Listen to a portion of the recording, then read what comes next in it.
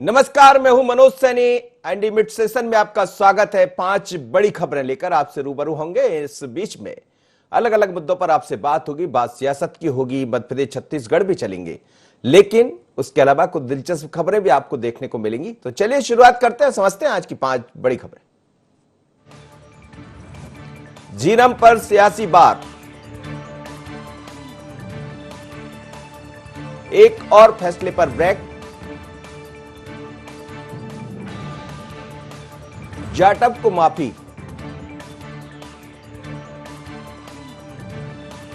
यात्रीगण कृपया ध्यान दें। भगवान के घर भूत। तो चलिए आज शुरुआत करेंगे छत्तीसगढ़ की खबर से। हमले पर मुद्दा है दरअसल झीरम मुद्दे पर 3 मंत्री और पीसीसी चीफ मोहन मरकाम ने प्रेस कॉन्फ्रेंस कर केंद्र सरकार और बीजेपी पर निशाना साधा है। प्रेस कॉन्फ्रेंस में मंत्री मोहम्मद अकबर ने कहा है कि एनआईए ने कहा जांच पूरी हुई, पर कहां जांच अधूरी है। वर्ष 2016 में एनआईए ने कहा था कि जांच पूरी हो गई है। अब सवाल यह कि जब जांच पूरी हुई तो फिर जांच की रिपोर्ट कहां है। अब एनआईए परिजनों की एफआईआर पर जांच करने की बात कह रही है। वहीं पीसीसी चीफ मोहन मरकाम ने कहा कि मामले में केंद्र सरकार राज्य की एसआईटी से जांच नहीं कराना चाहती है। मरकाम ने झीरम हमला को एक राजनीतिक षड्यंत्र करार दिया है। झीरम पर सियासी रार, और देखते हैं क्या कहना है विपक्ष और पक्ष का।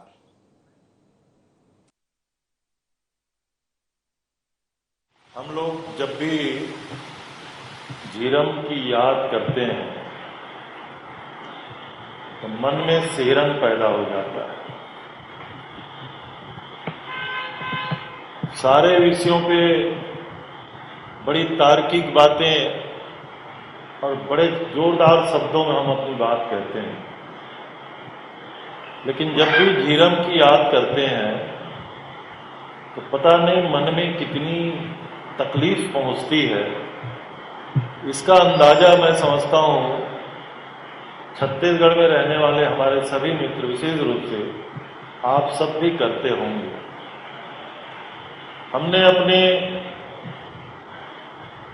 पहली पीढ़ी के सभी नेताओं को खोया, लेकिन आज तक ये बड़ा प्रश्न आप और हमारे सामने है कि आखिर इतना बड़ा वारदात हो गया, क्या ये सामान्य नक्सली घटना थी? राजनीतिक रूप से उस समय जो यहाँ की हुकूमत में कायम थे उन लोगों ने आंख क्यों मूंद लिया? बहुत सारे प्रश्न चिन्ह थे कि उनकी विकास यात्रा के समानांतर हमारी परिवर्तन यात्रा चल रही थी। हमें सुरक्षा क्यों नहीं मुहैया कराया गया?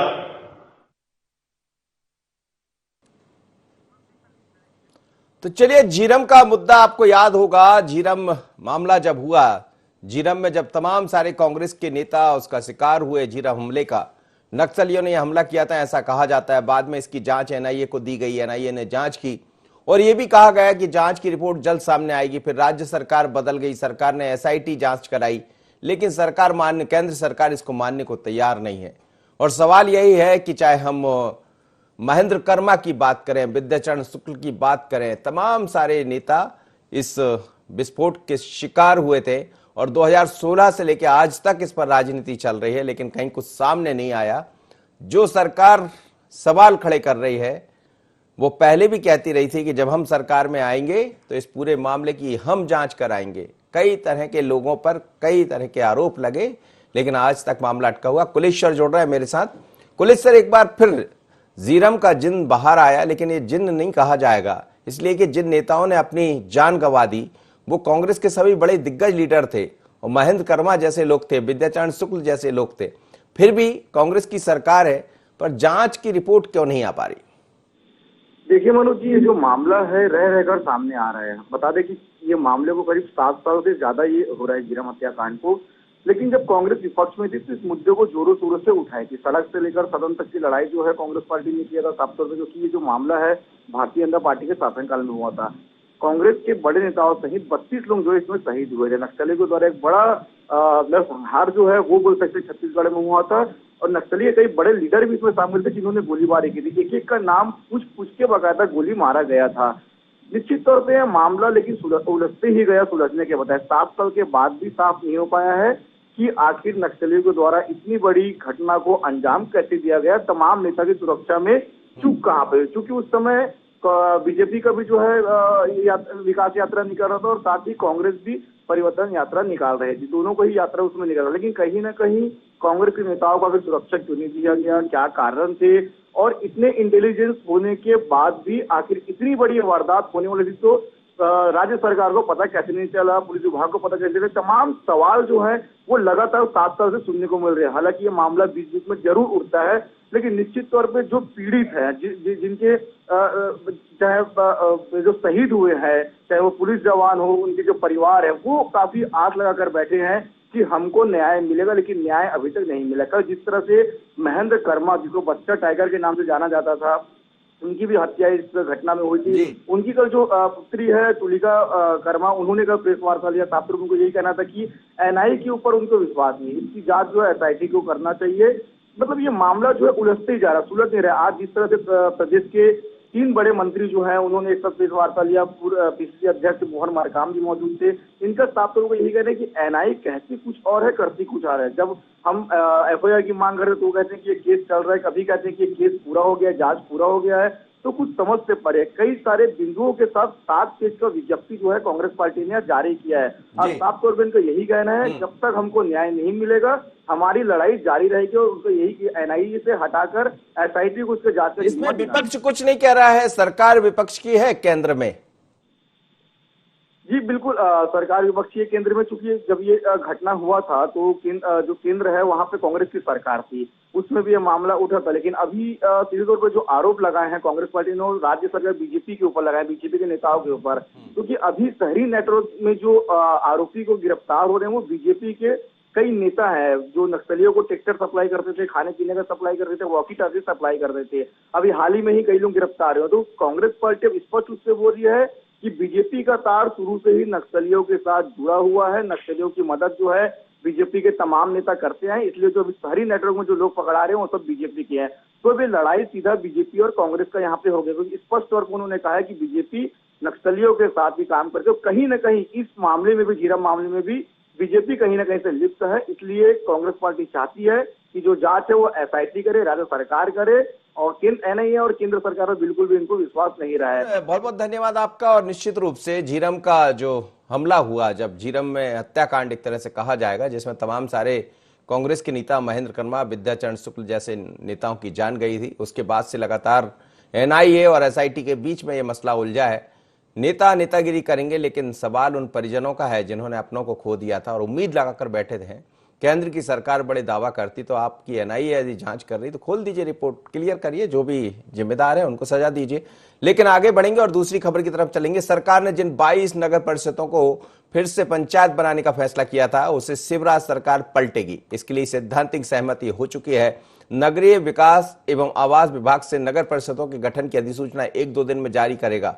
वहीं पंचायत एवं ग्रामीण विकास विभाग ने अधिसूचना निरस्त होने के बाद पंचायतों के परिसीमन का जो कार्यक्रम जारी किया था उसे स्थगित कर दिया है। शिवराज सरकार ने पिछले कार्यकाल में चुनाव से पहले वर्ष 2018 में 30 नई नगर परिषद के गठन का निर्णय लिया था। इसकी अधिसूचना भी जारी हो गई थी, लेकिन कमलनाथ सरकार ने इस फैसले को पलटते हुए 22 नगर परिषदों को पंचायत क्षेत्र में शामिल करने का निर्णय लिया था। 8 परिषदों के गठन को निरस्त करने पर कांग्रेस विधायक सहमत नहीं थे, इसलिए इन्हें छोड़ दिया था। एक और फैसले पर ब्रेक भोपाल में ये देखने को मिलेगा और सरकार 1-2 दिन में ये दिखाई देगा। चलिए संदीप से बात करते हैं। संदीप मिश्रा समझते हैं।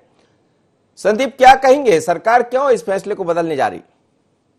देखिए, बड़ा फैसला है अपने आप में, और जो लगातार कहीं ना कहीं फैसला बदलने का सिलसिला है वो अभी भी जारी है। सरकार का तर्क है कि विकास के लिए जिला पंचायत में उसका किया गया था परिवर्तित, लेकिन तत्कालीन कमलनाथ सरकार ने उसको परिवर्तित करके फिर से ग्राम पंचायत में कर दिया था, जो कि गलत है। लिहाजा इस बार एक बार फिर से मुख्यमंत्री शिवराज सिंह चौहान ने उस फैसले को बदलते हुए नगर पंचायत में तब्दील करने का फैसला कर लिया है। उसके लिए अधिसूचना भी 1-2 दिन के अंदर जारी कर दी जाएगी। हालांकि इस मामले में जब हमने पूर्व मंत्री पीसी शर्मा से जानकारी लेनी चाहिए तो उनका साफ यही आरोप था कि वर्तमान शिवराज सरकार सभी फैसलों को बदलने में आमादा है। जितने भी कमलनाथ सरकार ने फैसले किए थे उन सारे फैसलों को यहाँ पर तोड़ा मरोड़ा जा रहा है, सारे फैसलों को बदला जा रहा है। तो कुल मिला के ये कह सकते हैं कि सियासत भी इस पूरे मामले को लेकर जारी है। जी, सरकार बदलती है, फैसले पलटने लगते हैं संदीप, लेकिन इस फैसले के पलटने से क्या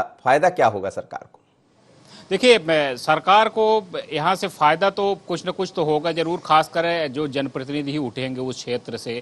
जो ग्राम पंचायतें हैं तो वो नगर पंचायतों में तब्दील हो जाएंगी, उन क्षेत्रों का विकास कुछ ज़्यादा बढ़ सकेगा। और जब विकास होगा तो उससे कहीं न कहीं जो सरकार का है या पार्टी का यूँ कहें कि वोट बैंक बढ़ेगा, तो कोई इधर उधर से कहीं न कहीं इधर से घूम फिर करके फायदा तो होगा सरकार का और पार्टी का, दोनों का। और इसी को लेकर के यही सारी कवायदें चल रही हैं। और क्योंकि जो कुछ नाराज चल रहे थे प्रतिनिधि, उनको मनाने की भी एक कवायद है। देखिए, जब नगर पंचायत होगी तो बड़े अपने जो पदाधिकारी हैं उनको कहीं न कहीं वहां पर एडजस्ट कर सकेगी भारतीय जनता पार्टी। जितने लोग नाराज चल रहे हैं तो उनको कहीं न कहीं एडजस्ट करने की एक यहाँ पर प्रोसेस चल रहा है भारतीय जनता पार्टी में। और वही चीज यहाँ पर भी देखने को मिल रही है, क्योंकि जो अब 22 नगर पंचायत अगर फिर से बन जाती हैं, जो ग्राम पंचायत से नगर पंचायत, तो यानी कि 22 नेताओं को यहाँ पर एक बार फिर से सेट करने की स्कीम भारतीय जनता पार्टी की बन जाएगी, जो बड़ी स्कीम हो सकती है भाजपा के लिए। चलिए संदीप, धन्यवाद आपका। सरकार बदलती है तो एडजस्टमेंट होते हैं और एक एक नेता, एक एक कार्यकर्ता को एडजस्ट करना होता है, तो सरकार की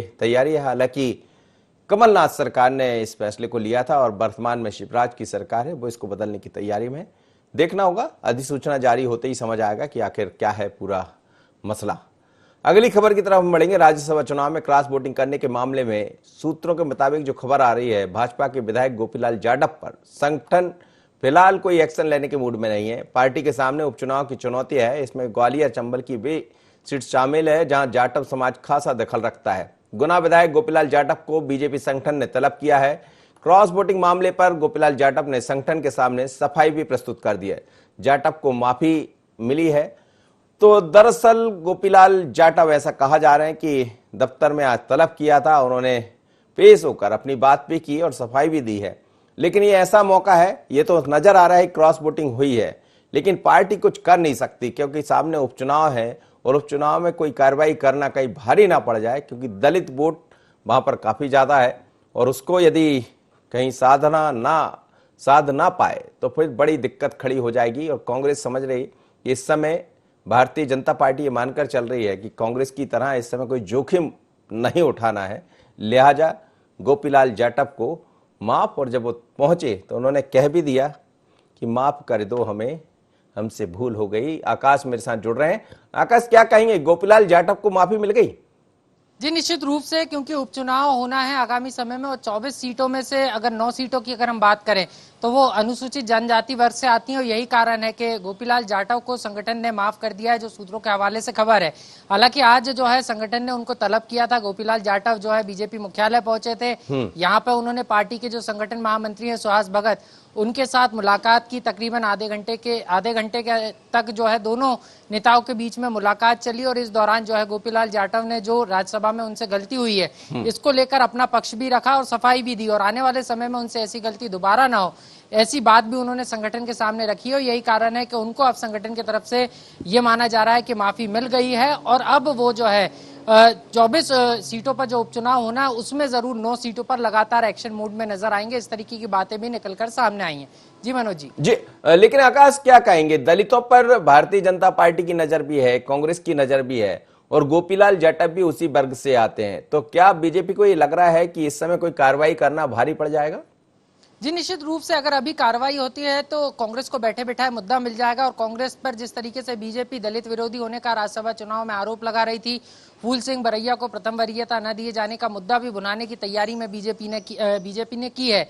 और ऐसे में अगर बीजेपी किसी भी तरीके से गोपीलाल जाटव के खिलाफ कार्रवाई करती है तो कांग्रेस इस मुद्दे को बुनाने में जुट जाएगी और उसका नुकसान आगामी उपचुनाव में जो है बीजेपी को हो सकता है। यही कारण है कि बीजेपी अब जो है जो सख्त एक्शन, जो सख्त रवैया बीजेपी का गोपीलाल जाटव के खिलाफ था, वो धीरे धीरे नरम पड़ता हुआ नजर आ रहा है। और अब जो खबरें मिल रही हैं वो इसी प्रकार की मिल रही हैं कि अब गोपीलाल जाटव पर बीजेपी संगठन कोई कार्रवाई नहीं करेगा। लेकिन क्या ये भी खबरें आ रही है आकाश कि जिस तरह से उनको माफ किया है तो क्या वो दिख पाएंगे मैदान में? क्योंकि कई दफा हम ये देखते हैं कि राजनीति में माफी तो हो जाती है लेकिन माफी के बाद भी नेता जो मन से दुखी हो जाते हैं, जैसा हमने देखा गोपीलाल जाटव के पीछे कहा जाता है कि सिंधिया से उनकी बनती नहीं है, जिस तरह की खबरें आ रही थी। ऐसे में माफी मांगना ये अलग मुद्दा है। और गोपीलाल जाटव के बारे में ये भी कहा जा रहा था कि वो तो मंत्री की रेस में भी है, पर अब किस किस को मंत्री बनाएंगे ये एक बड़ा सवाल है। लेकिन क्या गोपीलाल जाटव माफी जरूर मांग लेंगे या उनको माफ कर दिया जाएगा? पर धरातल पर जब 22 सीटों पर चुनाव हो रहे होंगे तो काम कर पाएंगे वो? जी बिल्कुल, यही एक बड़ा सवाल है और सोचने वाली बात भी है, क्योंकि अब गोपीलाल जाटव के लिए मुश्किलें जरूर यहाँ पर बड़ी हैं। जिस तरीके से मनोज जी आपने भी कहा, लंबे समय से मंत्रिमंडल विस्तार की जब खबरें चल रही थी तो उसमें गोपीलाल जाटव का भी नाम मंत्री पद के दावेदारों में था। तो ये तो साफ है कि अब उनको मंत्री पद नहीं मिलेगा, क्योंकि जिस तरीके से क्रॉस वोटिंग की है उसके बाद जरूर उनकी जो दावेदारी है वो थोड़ी कमजोर पड़ी है। हालांकि चुनाव में रही बात उपचुनाव की, तो यहाँ पर भी उनको किस तरीके से संगठन दायित्व देता है ये एक बड़ा सवाल है, क्योंकि जिस तरीके से उन्होंने राज्यसभा चुनाव में क्रॉस वोटिंग करके जो गलती की है उसके कारण कहीं ना कहीं फ्रंट फुट पर जो है कांग्रेस आई है और बीजेपी को बैकफुट पर 2 सीटों को जीतने के बाद भी रहना पड़ा है। यही कारण है कि अब उनको किस तरीके से दायित्व दिया जाता है या किस तरीके से जिम्मेदारी दी जाती है ये आने वाला समय ही बताएगा। लेकिन ये साफ है कि अब जो है संगठन ज्यादा विश्वास गोपीलाल जाटव पर करने वाला नहीं है। ठीक है आकाश, बहुत बहुत धन्यवाद आपका। अगली खबर की तरफ बढ़ेंगे। भोपाल रेलवे स्टेशन में अब अलग प्रबंध देखने को मिलेंगे, जिसके अंतर्गत बिना मास्क के प्रवेश पर अलार्म बज जाएगा। साथ ही थर्मल स्क्रीनिंग में भी आधुनिक संसाधनों का उपयोग किया जाएगा, जिसके अंतर्गत कॉन्टैक्टलेस थर्मल इमेजिंग कैमरे लगाए गए हैं। स्टेशन में शुरू हुई ऐसी तमाम व्यवस्थाओं का जायजा लिया हमारे संवाददाता आमिर खान ने। कोरोना संक्रमण से लड़ने के लिए रेलवे ने आधुनिक संसाधनों का उपयोग किया है। आपको दिखाते हैं, भोपाल रेलवे स्टेशन पर एक आधुनिक कैमरा यहाँ पर लगाया गया है, यानी कैमरे के माध्यम से व्यक्ति को पता भी नहीं चलेगा और उसकी थर्मल स्क्रीनिंग हो जाएगी। बिना मास्क के अगर कोई रेलवे स्टेशन पर प्रवेश करेगा तो उसकी भी जानकारी यहाँ पर मिल सकेगी और यहाँ पर सायरन बज जाएगा। उससे जो है जवान को पता चल सकेगा कि रेलवे स्टेशन पर किसी ने बिना मास्क के एंट्री की है। यहाँ पर थर्मल स्क्रीनिंग होगी और इस सिस्टम के माध्यम से जो है पता चल सकेगा व्यक्ति का कितना तापमान है। अगर निर्धारित तापमान से ज्यादा किसी का तापमान निकलता है तो उसको जो है रेलवे स्टेशन पर प्रवेश नहीं दिया जाएगा। आप देख सकते हैं यहाँ पर यात्री जब भोपाल रेलवे स्टेशन पर पहुंचे हैं तो आधुनिक कैमरे के माध्यम से उनकी स्क्रीनिंग हो रही है, यानी व्यक्ति को पता भी नहीं चलेगा और उसकी स्क्रीनिंग हो सकेगी। खास बात ये भी है कि जो व्यक्ति यहाँ से निकलेगा और उसकी स्क्रीनिंग करना होगी तो कोई उससे संपर्क में भी नहीं आएगा। जो यहाँ पर स्टाफ उनसे बात करने की कोशिश करते हैं। सर, ये आधुनिक कैमरे से क्या कुछ काम किया जाता है, किस तरह से इससे पता चलता है? थर्मल स्क्रीनिंग इलेक्ट्रॉनिक डिवाइस है। इससे ये फ़ायदा है कि एक तो पेशेंट की वॉइस वीडियो रिकॉर्डिंग भी इसमें कंटिन्यू होती रहती है, उसके साथ थर्मल स्कैनर भी इसमें फिट है, जिससे उसकी थर्मल स्क्रीनिंग, बॉडी का टेम्परेचर भी अपन को पता चल जाता है। साथ ही पहले क्या रहता था, मैनुअल थर्मल स्क्रीनिंग अपन करते थे तो इससे अपन भी पेशेंट के एक्सपोजर में आते थे। कई पेशेंट संक्रमित रहता था तो स्टाफ को भी संक्रमण होने का खतरा रहता था। लेकिन इस डिवाइस के लगने से ये बेनिफिट है कि पेशेंट की प्रॉपर स्क्रीनिंग भी हो पाएगी और हमारा स्टाफ भी सुरक्षित रहेगा। इसके साथ ही कोई भी ऐसी गतिविधि होती है कि असामाजिक तत्व अगर स्टेशन परिसर में प्रवेश करते हैं तो उनकी भी वीडियो रिकॉर्डिंग इसके माध्यम से अपन को मिल सकती है। साथ ही इसमें एक डिवाइस और है, नो मास्क में जो भी पेशेंट मास्क पहन के नहीं आ रहे हैं या जिनका टेम्परेचर ज़्यादा है तो इसमें बजर और बीप बज जाता है, जिससे अपन को पता चल जाता है तो अपन उनको मास्क के लिए बोलते हैं, उसके बाद ही स्टेशन परिसर में या ट्रेन में अंदर प्रवेश देते हैं। तो ये इसके बेनिफिट है। और जिनका टेम्परेचर ज़्यादा रहता है तो उसमें भी अपन फिर मेडिकल परीक्षण उनका करवाया जाता है, उसके बाद ही अंदर प्रवेश दिया जाता है। तो ये थे हमारे साथ में आधुनिक कैमरे के स्क्रीनिंग को संभाल रहा है मेडिकल स्टाफ, जिनका साफ तौर पर यही कहना है कि व्यक्ति को पता भी नहीं चलेगा और उसकी स्क्रीनिंग हो सकेगी और व्यक्ति के संपर्क में आए बिना ही उसकी स्क्रीनिंग की जा सकती है। भोपाल से कैमरामैन राकेश श्रीवास्तव के साथ आमिर खान, IN24 भोपाल।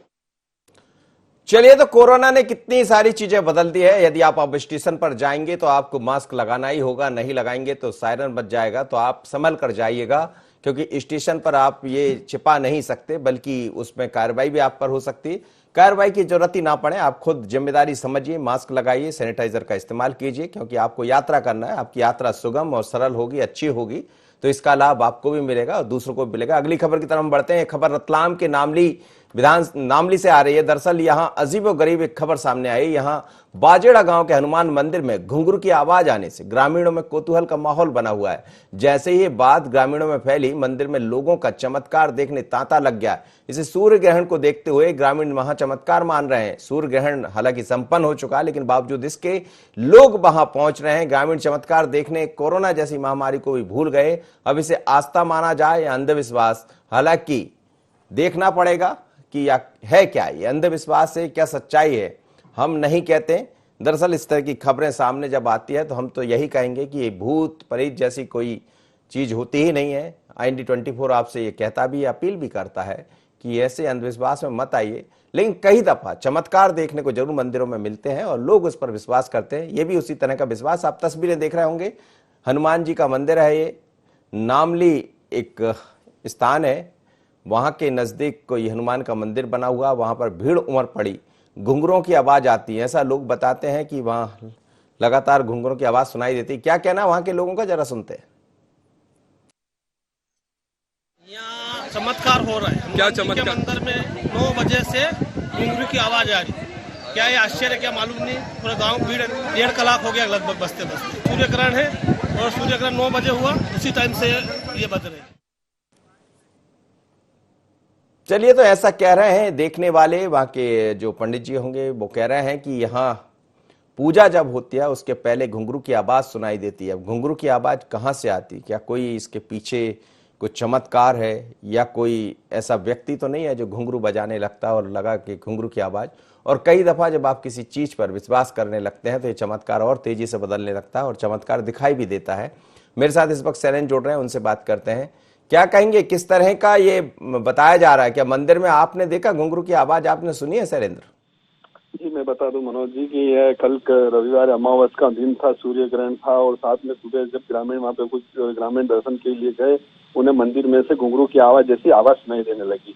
एकाएक ये बात गांव में फैली और अचानक भीड़ एकत्रित होने लगी। लगभग 1-1.5 घंटे बाद सूचना अपने IND24 की टीम को मिली। जब वहाँ पे जाके देखा तो एक अजीब सी आवाज आ रही थी कि मंदिर परिसर के अंदर, और सूर्य ग्रहण के खातिर मंदिर के ताले लगे हुए थे, पट लगे हुए थे, लेकिन खिड़की में से एक दरवाजे की खिड़की वहां से देख रहे थे। तो जब आए हमने कैमरा चलाया और देखा जैसे कोई आवाज आ रही थी, लेकिन जब पुष्टि करी उसमें कोई एक जीव जानवर की, एक जंगली जानवर की एक ऐसी जो धुन सुनाई दे रही थी, जिसे लोग ग्रामीण उसे घुंघरू की आवाज समझ रहे थे।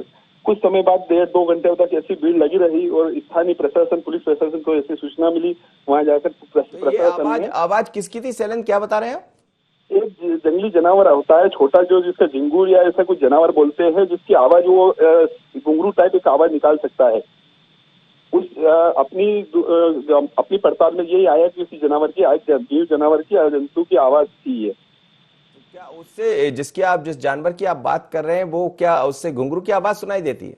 जी इसी प्रकार पुराने जो घुंघरू बजते थे, इसी प्रकार एक सीटी टाइप आवाज आती है। वो लगातार कंटिन्यू 2-3 घंटे, 4 घंटे, 5 घंटे, 7 घंटे तक भी वो आवाज निकाल सकता है। जंगली, जैसे सुनसान जंगल में जाते हैं वो जो आवाज आती है, उस प्रकार की सीटी टाइप की आवाज आ रही थी। चलिए, आप भी कभी उधर जाएं और आपको ऐसे किसी व्यक्ति, किसी जानवर से सामना हो जाए तो उसको कैमरे में जरूर शूट करिएगा। हम भी सुनते हैं और दर्शकों को भी सुनाएंगे कि घुंघरू की आवाज तो कोई जानवर निकाल रहा था। इसीलिए हम कहते किसी अंधविश्वास में मत आइए। एक जरा सी आवाज में बहुत सारे लोग पहुंच गए। खैर, बहाना ठीक था, इस बहाने हनुमान जी के दर्शन उन्होंने कर लिए। चमत्कार हुआ या ना हुआ, लेकिन घर से निकले, भगवान के मंदिर तक पहुंच गए, यही बहुत है। और जब मिड सेशन में इस तरह की खबरें लेकर हम आते हैं तो प्रयास यही होता है कि जो लोग अंधविश्वास की जकड़न में जकड़ रहे हैं उनको समझाइश भी दें और समझाएं भी कि ऐसी कोई आवाजें नहीं होती है। आवाज तो किसी और चीज की थी, जैसे हमारे संवाददाता बता रहे हैं। लेकिन मध्य प्रदेश, छत्तीसगढ़ की अलग अलग खबरें होती है, बात सियासत की भी होती है, दिलचस्प खबरें भी होती है। तो मिड सेशन में फिर मुलाकात होगी अगली बार। मुझे दीजिए इजाजत, बने रहिए IND24 पर।